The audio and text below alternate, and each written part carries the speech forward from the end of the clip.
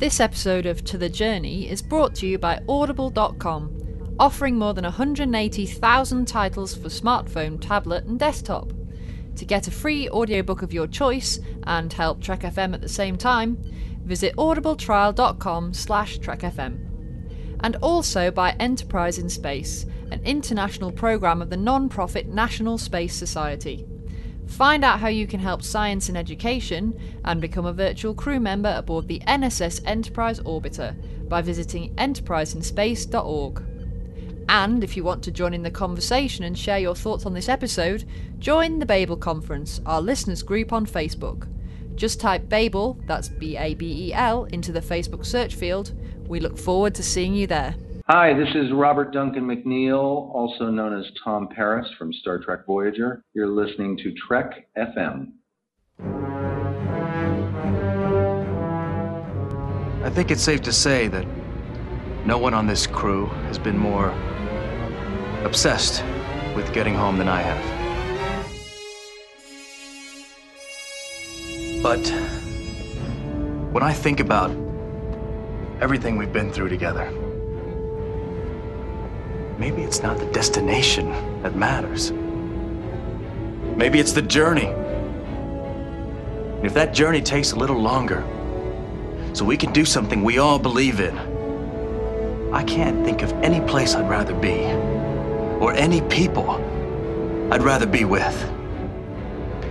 To the journey. You're here. To the journey.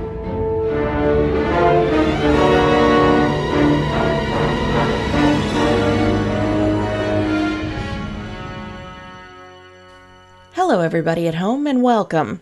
This is To The Journey. I'm your co-host, Suzanne Williamson, and with me, as always, are... Kay Shaw and... Zachary Fruhling. Well, today we're going to be doing something a little bit different. In the Babel Conference, Charles Balser had a suggestion for us. Thank you, Charles. Thank you so much. It's an episode in defense of Threshold. And here's what I have to say about that.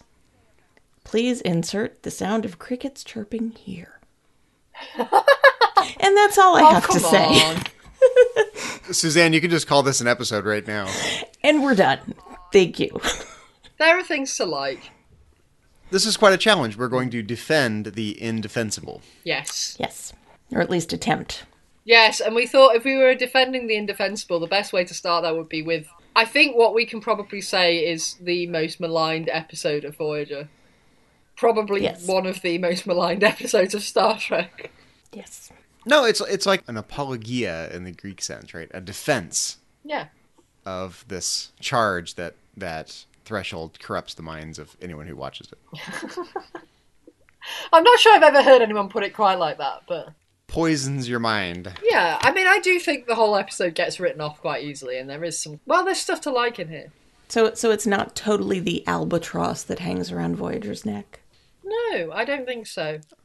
I think actually overall there are episodes of Voyager I enjoy watching less than this, definitely, even though, you know, some of it maybe isn't the best. I honestly don't think I've rewatched Threshold in the last 5 years. What? Yeah, it's been quite a long while. We were supposed to watch it for this episode. No, I did. Okay. I totally watched it for this episode. That. But before I rewatched it for this episode, I hadn't watched it in about 5 years because I just skip over it out of habit. I agree. I think it had been quite a long while since I'd watched it. Oh, definitely. Before we watched it for this. So I watched it today with fresh eyes. I have rediscovered the merits of Threshold. Marvellous. Are you starting us off then? Okay. There are some fabulous one-liners from the Doctor. When he is waking up Tom Paris in sickbay, Captain asks, "Can you wake him up?" And I don't see why not. "Wake up, Lieutenant!" That's funny. I think she's expecting him to, like, do some kind of medical thing, isn't she? Like, yeah, do the hypo spray or something. Like, wake up! He could have just pinched him at that point. No, he is just asleep, not, like, in a coma sense. I actually love that Captain Janeway finally just walks out of there like, I'm done here. I can't do anything for him. I'm done. Okay, right off the bat, though, I gotta say, I love the concept that this episode starts out with. Absolutely. You know, because It's this thing in Star Trek that we understand that we don't talk about very much. Like warp 10, what exactly is that? Is it a speed that you just can't go past for practical reasons? But here we kind of get a little backstory on warp 10, right? It's a theoretical limit. Like you can approach it, but you can never actually achieve it. It's like an asymptote in mathematics. It's such a cool idea. And then what would it mean to achieve warp 10? Well, it's cool to flesh that idea out. Well, you'd be at every point in the universe simultaneously. That's a neat idea. And then to flesh out how you would illustrate that or show that visually or flesh out what that means. I think the episode actually starts out really strong with a good, interesting Star Trek-y concept. Yeah, absolutely. I totally agree with that. I think I really like the beginning. And like you say, this is something that we've possibly danced around a little bit throughout the history of Star Trek. And I know people are probably going to say, oh, well, in the original series, they got to warp 13 and all this type of thing. And I think the numbers aren't really important, but because they recalibrated the scale. Yeah, exactly. So we won't worry too much about the numbers. But the idea of a theoretical warp limit is like a, it makes sense that there is one, and understanding what happens when you get there is really interesting.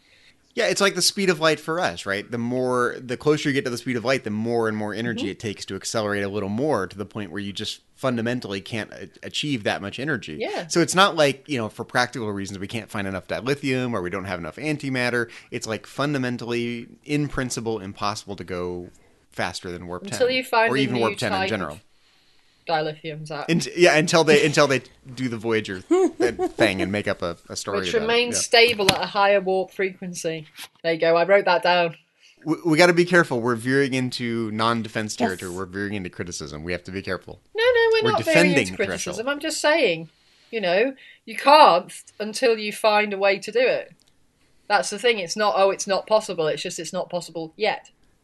With this new kind of dilithium. Yeah, we just haven't found that dilithium. That's all. Exactly.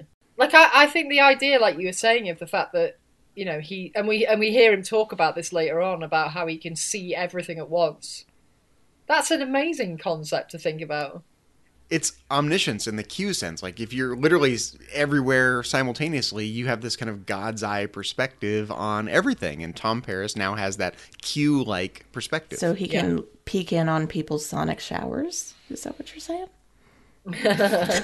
Potentially. The potential is there. Okay. The sonic shower is hot and the sheets are set. Oh, Lord. But yeah, it's good that we finally get to this conversation, what happens when you get there. And it makes sense that we do that in Voyager. Because, Voyager's looking for that way to get home faster. Voyager's looking for that kind of quick how fix. Can we travel more quickly? How can we get through a portal, wormhole, whatever? How can we kind of circumnavigate this long distance that we've got to do? Makes sense. If only they had a spore drive. If only they had a spore drive.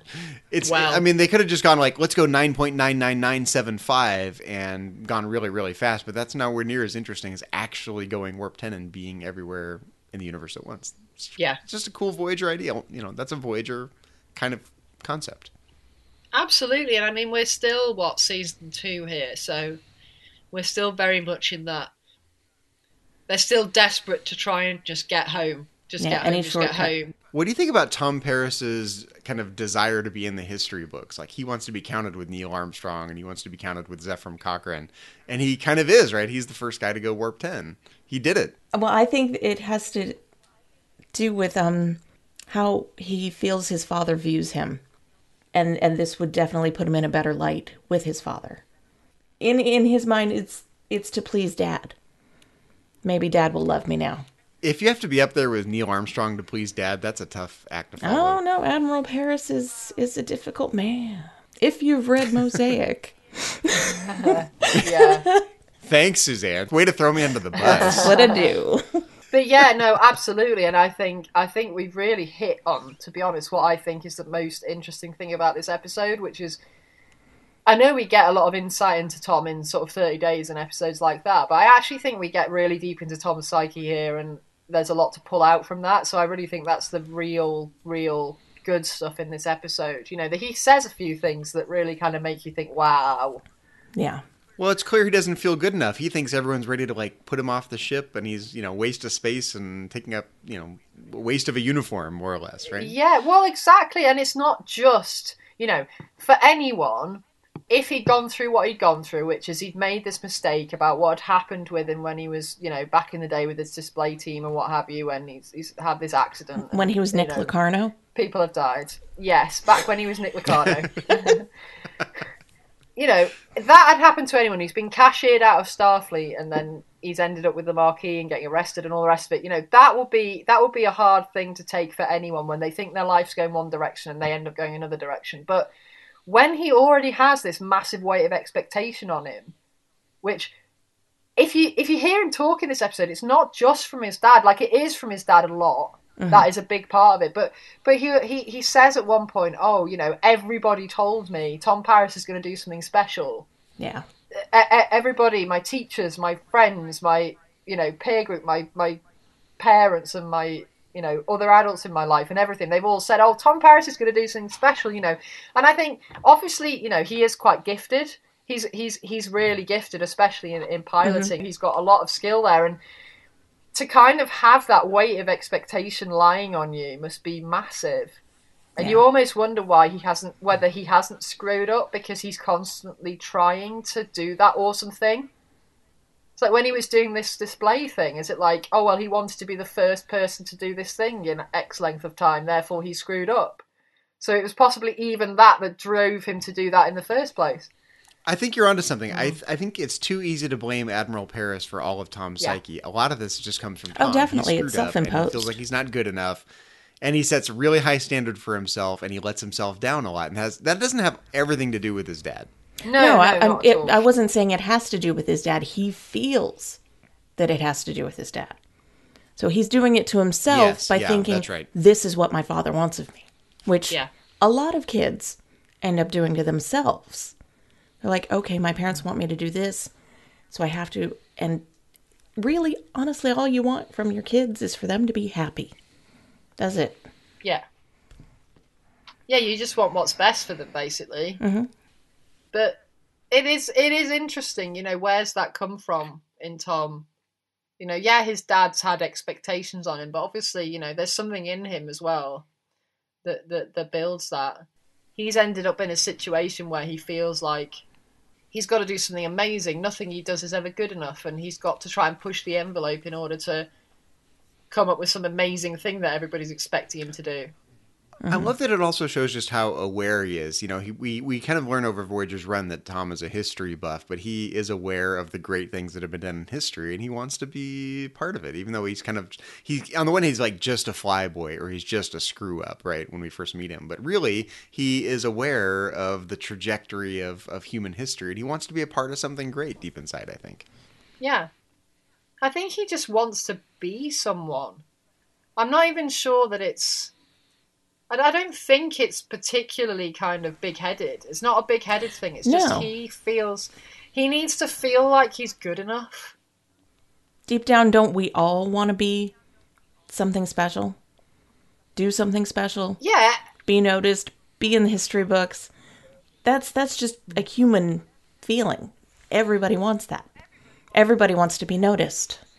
Leave a mark on history, everybody wants to feel like they've done that, but I think for some reason I get the impression with Tom that's got warped somehow. Mm-hmm.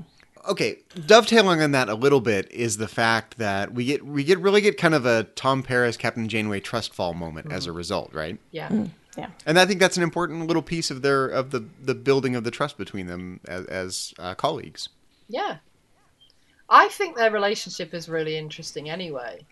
Oh, definitely. Yeah, I always kind of wondered about the relationship that they had prior to this. Mm-hmm. I mean, she doesn't introduce herself to him when they meet, but I'm not convinced that, if we actually think about it, it's particularly plausible that they haven't met before. Maybe when he was a kid, so maybe he wouldn't necessarily... Oh, I'm sure they've met before. I mean, she was... Yeah. She worked with Admiral Paris. But maybe was Tom on the ship? Was he back on the planet? He was probably back on the planet, but right. Still she'd see pictures of him. And probably, when they visit Earth, saw him in passing. Things like that. She saw him when he was little thumb-sucking baby blanket clinging Tom Paris. Yes, absolutely. I'm sure she did. Especially as well, given the fact that her dad was an admiral. as well. So the chances of them kind of associating it with functions and things like that is quite high. Oh, definitely. With other families of admirals and stuff, and they might have even kind of seen each other for dinner and stuff like that. So I think it's totally plausible they would have met. Probably, maybe not so much as adults, but definitely she'd have known him as a kid, I would have thought. It's like that scene in Generations when we meet Sulu's daughter. Like when Chekhov says, "Oh, you've met her before, but she was only this big." You know, I think a similar conversation happened on Voyager. "Oh, you've met Tom before, but he was only this big." It wouldn't be Voyager without a Paris at the helm. Yeah. So possibly Tom doesn't really remember because he would have been a little kid or whatever. But yeah. She's like, "Oh," he's like, "Oh yeah, I recognized your hairstyle." Or he does remember and secretly resents the attention that she got from his father. From his dad. Yeah, maybe. It's interesting though, isn't it? Because he has a really interesting dynamic with her. You know, because she's taken him as one of her reclamation projects. He might see her as a big sister at this point. I think that's probably the most kind of sensible way to view the relationship in personal terms, yeah. At least at the beginning of the episode. Maybe not at the end. That wasn't really in their control. I like the fact that they kind of have a trust fall moment at the end of the episode. You know, they sit down on the biobeds and they're talking, and you know, that's probably the first real conversation they've had together, actually. Yeah, and I really like as well how we get this, again, as we've seen throughout Star Trek, we get this really kind of adult, no-nonsense, no embarrassment discussion about sex. Like, they're not bothered. They're not bothered, and I like that. And we get that throughout Star Trek, and it's something I really like in Star Trek. I really love that. Yes, they've shed all the Victorian theories, and the way that Americans treat sex is very backwards in my mind. And they're like the most unlikely pair on the ship, and Captain Janeway is like, "Well, I hadn't thought about it with you, honestly, but now that we've done it, you know." But neither of them kind of cowers away from the conversation, and I love that. I think that's brilliant. And I love seeing that throughout the whole of Star Trek, that we have this kind of future where people have just gotten over that. Where everybody's like, well, you know, sex is a thing we do. People enjoy it. It's a biological function, and why do we need to be embarrassed about it? Why do we need to get all het up about it? Yeah, because if it didn't happen, you wouldn't be here. Exactly. But there's just all this kind of weirdness around it that just, in Star Trek, just doesn't exist, and I love it. I love that. It's great. Yeah, I really like that. I wish we could have that in real life. I really do. But I really do feel like, you know, we delve right into Tom's psyche here. And I know everybody thinks of 30 Days, which I mentioned a little bit before, as being the episode where we really sort of get into Tom's head. But I feel like, by comparison, that's quite lighthearted. There's something lighthearted about 30 Days. And he gets into the sort of letter with his dad, and there's just something quite gentle about it. It doesn't really delve into him in quite the same way as this does. I mean, there's some things that he comes out with here that just make you go, wow. Well, he's not just in prison, he's literally being transformed and is dying for all intents and purposes. Yeah. Well, in 30 Days, we see an older Tom.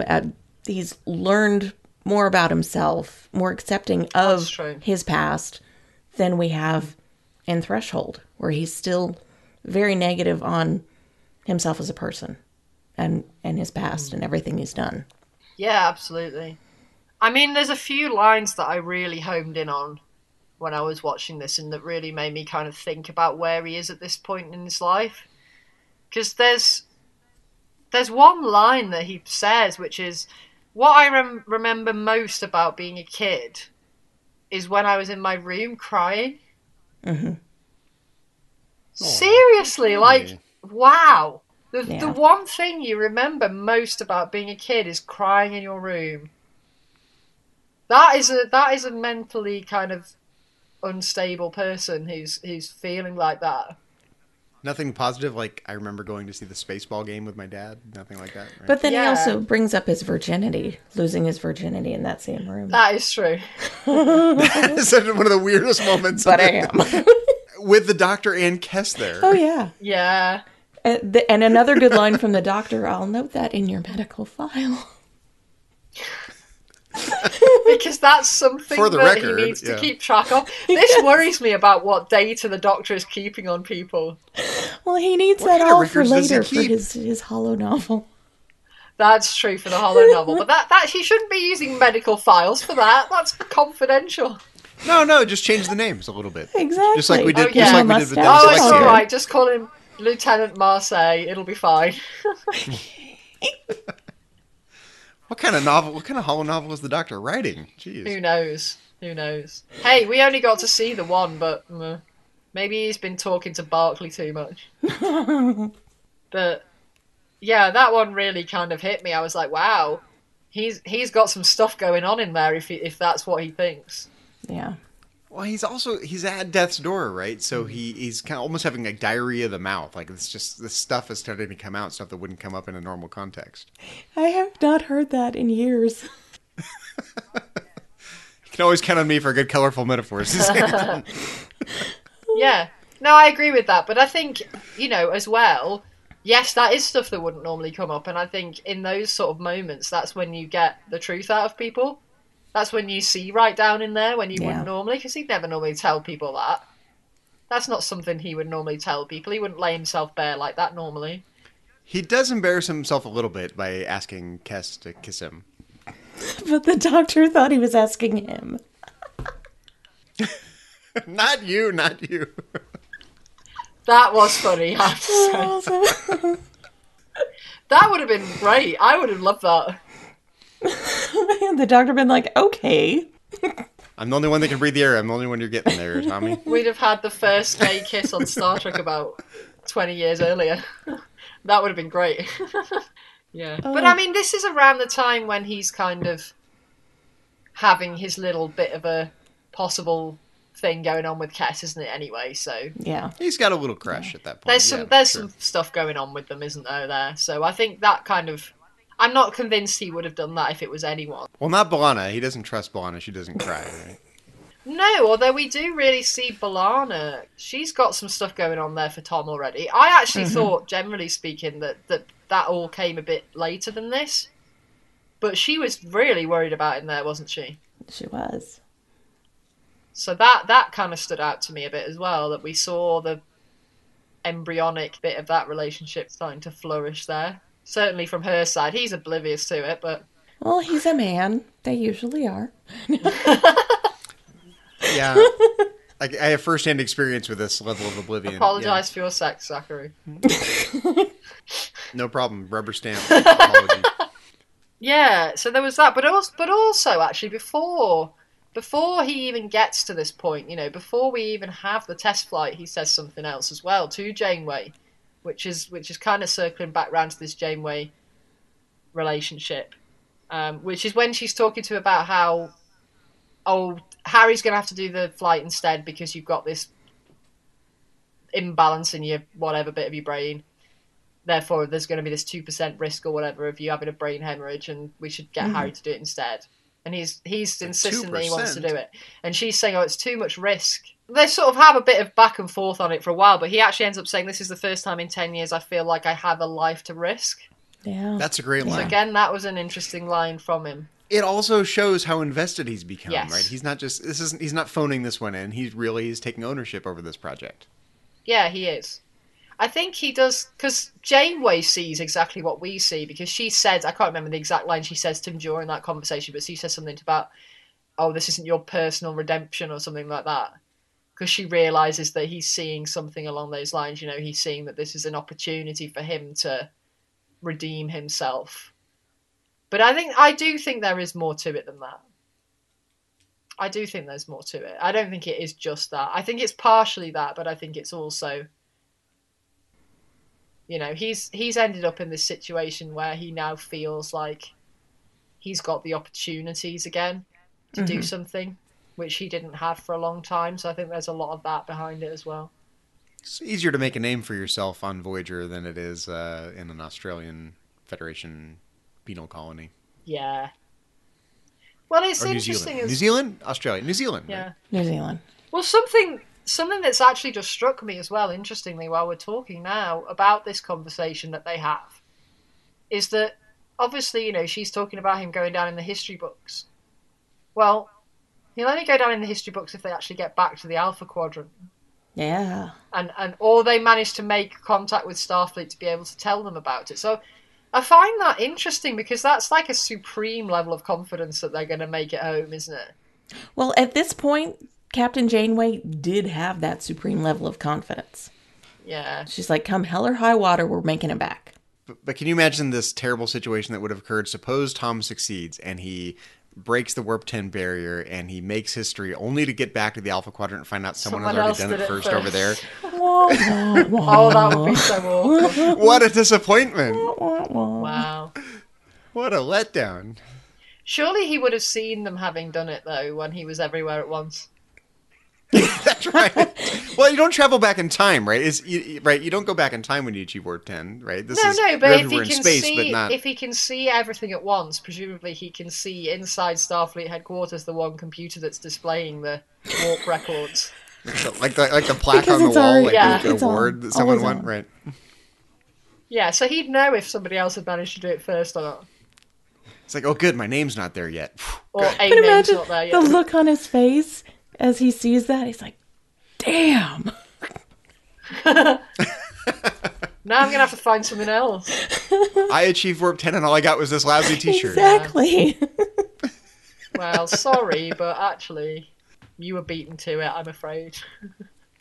So yeah, we get a lot of deep stuff from Tom, but I also feel like we get, by the end of the episode, we get the epiphany, which is really nice because we delve into all this stuff, but by the end of it, he actually figures it out because he's told us about all this bad stuff that's happened to him. He said, does it matter that I'm like this because maybe what I'm becoming is going to be better than who I was, and how unhappy he is with himself. It's going to go to his head, though. Every time Tom's in trouble, he's going to go, yeah, but I broke warp 10. Oh, that old chestnut again? Well, no, I don't think he is, because I feel like the quote that we get from him at the end here actually, to me, feels a bit like how he starts on the road to who we see him become, because he actually says, after talking to Janeway about how, he spent all his life trying to impress everybody and trying to live up to this thing that everybody's expected to him, he actually says, and I've realised that it's not other people's minds that I have to change. It's his own. It's his, yeah. And when he said that, I was like, yes, he gets it. He's just got to believe himself that he's good enough. And it's not about trying to impress everybody else or trying to live up to everybody else's expectations. And that, to me, I think is probably the most important thing to take from this episode. If people are skipping this in a rewatch, I'm like, that is a lot of growth for Tom right there. Yeah. That's a point where he now has a springboard over which we see him grow into this like responsible husband, responsible father that we see later on, that he goes through that. And that feels like a beginning of that. So I really like the fact that he gets to that by the end of the episode. I don't want to see Tom's midlife crisis, though. When he hits age 40, he's gonna be like, God, I really want to buy a convertible and go warp 10. No, but we did see Tom's midlife crisis with Alice. Oh yeah, we did see in Alice. That's totally true. When he gets the sporty little car, as it were. He's got Alice and going warp 10 again. With his hair on fire. One of the things I loved about this episode, and it's just a little thing, but I love Neelix's Wesley Crusher saves the day moment. Like, no one thinks Neelix is smart enough to come up to understand the warp theory, and he totally comes up with the idea that makes the whole thing possible. Yeah, Neelix needs a bit of credit for that, to be fair.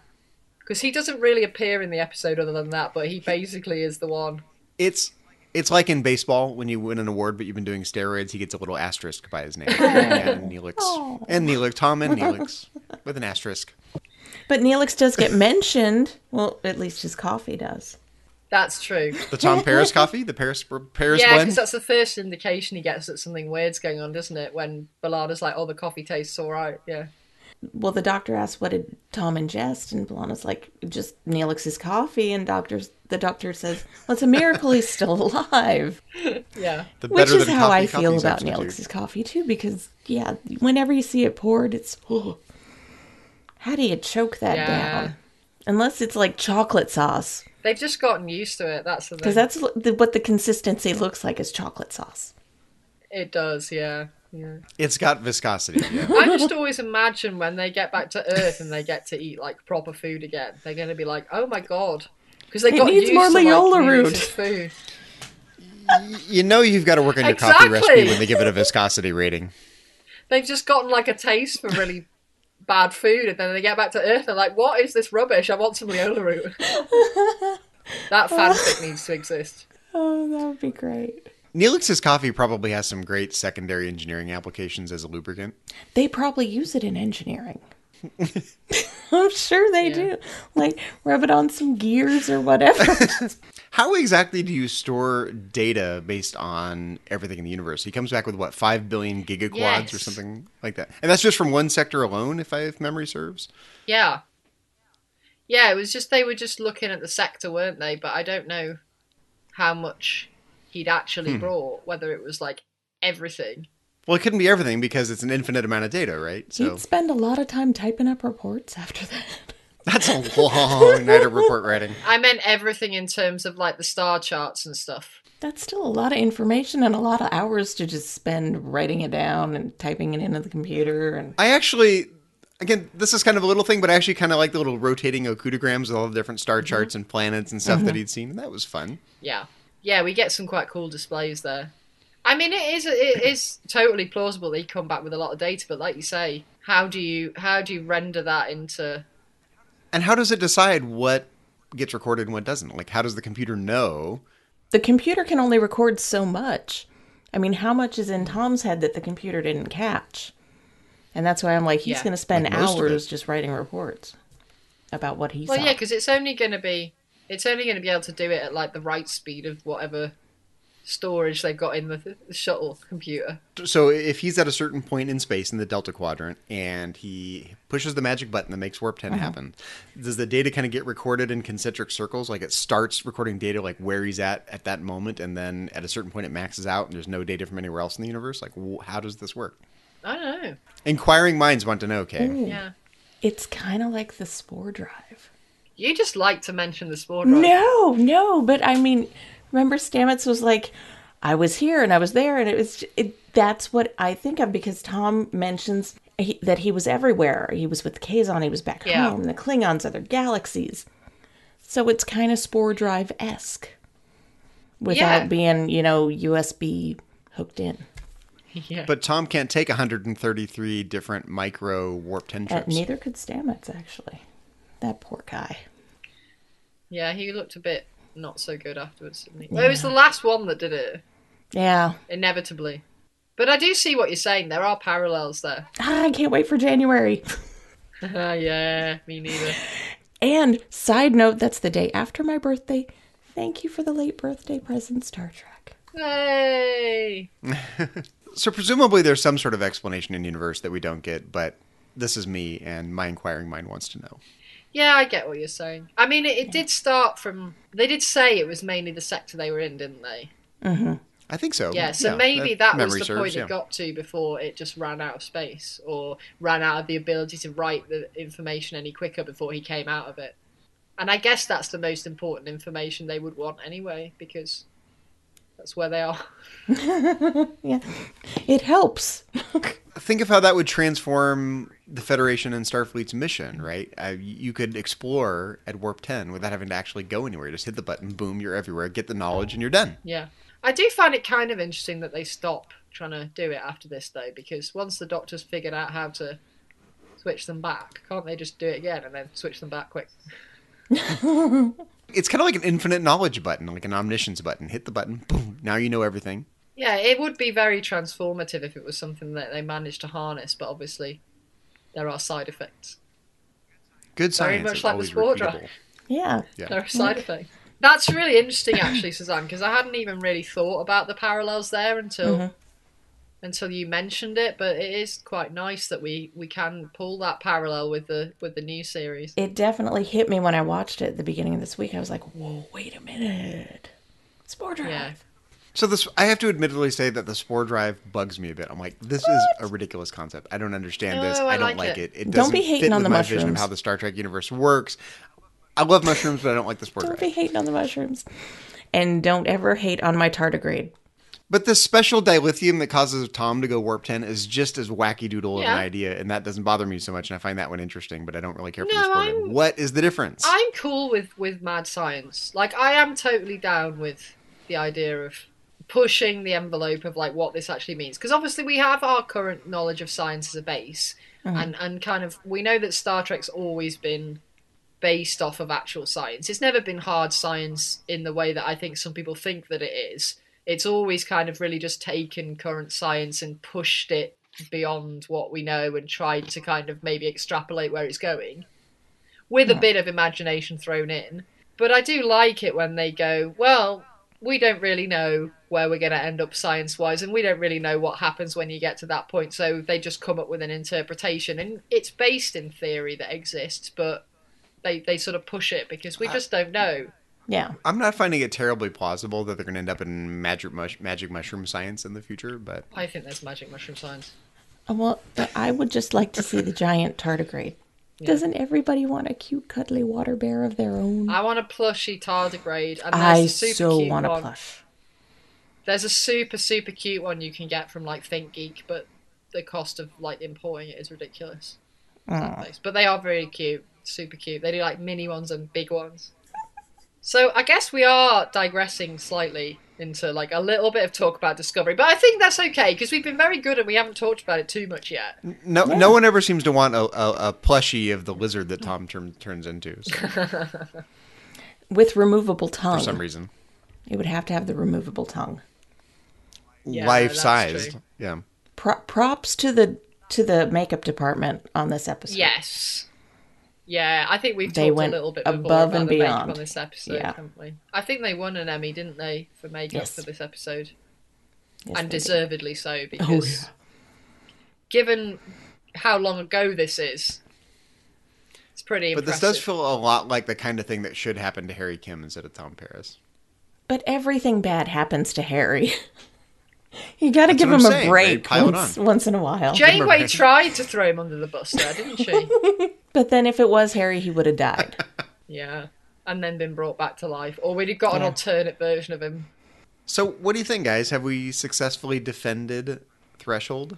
I think we found stuff to like in here. Yeah, we've found some good points. And I definitely think if you're looking for picking out episodes that really typify Tom's development as a character, you can't really leave this one out. I think it's a really key episode for him. Definitely. So. Well, it's been fun defending the indefensible Threshold today, but this isn't the only thing we've been discussing on the network. So here's a quick look at some of the other things you may have missed elsewhere on Trek FM. Previously on Trek.fm, the 602 Club. I know, I went all in. I think if it came up short, I think there was going to be a lot of screen caps with a lot of people. I think even on podcasts, I've been throwing it all like, oh, this is going to be one of the best. Trust me on this one. Yeah, Thor 2, ignore that. This one will be the bee's knees, as it were. So, yeah, there was a lot of pressure. Right? I don't think just on Marvel and Taiki Waititi, but on me, myself, with my audacious claims. The Edge, a Star Trek Discovery podcast. And with the final argument that he has with Burnham at the end of the episode, right? Everywhere that Burnham is, she's taking away from him, and that's how he feels, right? We as the audience see it differently, but according to Saru, Burnham is always taking, and destroying Saru's life by taking all this stuff. Meta Treks. But it was 1977 that Kunzel went off and started recording with the Cincinnati Pops. And basically the Cincinnati Pops and Eric Kunzel saved the Telarc record label back in the 80s when they recorded the 1812 Overture. And that was such a huge record, and classical records weren't doing so well back in the early 80s. Standard Orbit. I wonder how they combined the matter of the two of them. Is there a setting where it's just like combine or not combine? You know, obviously. It's that little blinking blue button that's kind of shaped like a warped Skittle on the right side that does that. Oh, God. I'll look for that in those close-ups of not James Doohan's hands next time I watch the episode. And that's what else is happening on Trek.fm. Check out all these shows and join the conversation about your favorite corner of the Star Trek universe and beyond. You'll find us wherever you get your podcasts. If you're an Apple user, be sure to hit the subscribe button in Apple Podcasts, on iPhone, iPad, or Apple TV, or even the desktop iTunes app to get the latest episodes as soon as they are published.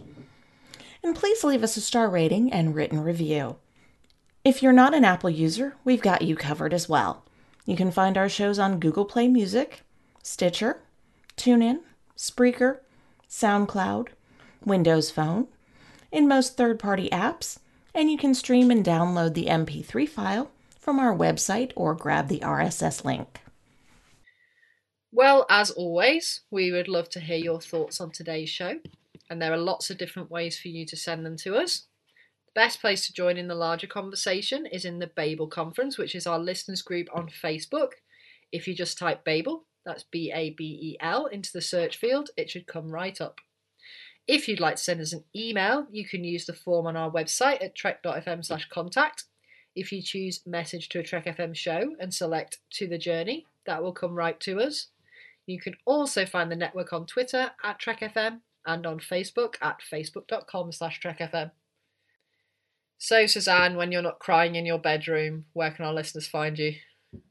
Well, you can find me popping in the Babel Conference every now and then. You can also find me on Twitter. My handle is kjaneway8.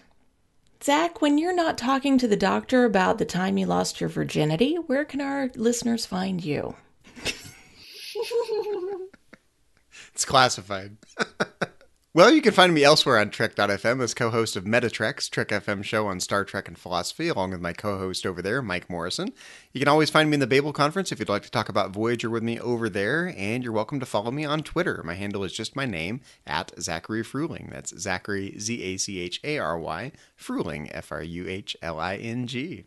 And Kay, how about you? When you're not trying to write yourself into the history books with Neil Armstrong, where can our listeners find you on the interwebs and around the Trek FM network?